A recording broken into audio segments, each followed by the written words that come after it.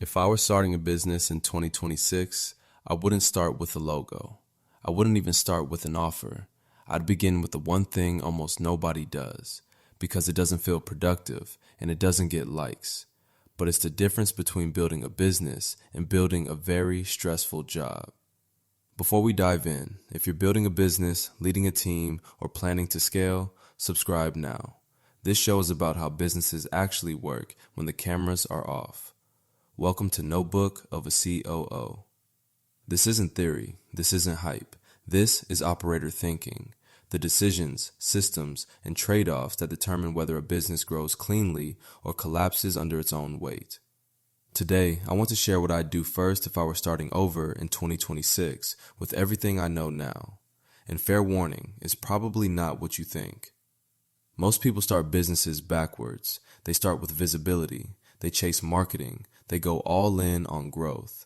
And then they're shocked when clients feel chaotic, delivery feels heavy, every decision runs through them, and momentum turns into burnout. Here's the uncomfortable truth. Early success hides operational debt, and by the time you feel it, it's already expensive. The problem isn't that founders aren't working hard enough. The problem is they're building motion before structure. So if I were starting again, I'd slow down on purpose, just long enough to do this right. There are 3 things I would set up before trying to grow anything, not later, not once revenue comes in. First, I'd define the operator role, even if it's just me. Every business needs someone responsible for clarity, decisions, priorities, and follow-through. Early on, that's usually the founder. But here's the shift most people never make. You're not just the creator of the business, you're the operator of the system. That means asking questions like, how does work actually move here? Where do decisions get stuck?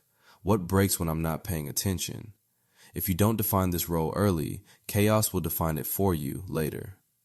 Second, I designed the business for repeatability, not flexibility. Founders love flexibility. Operators care about repeatability. Repeatability is what makes delegation possible, quality consistent, growth survivable.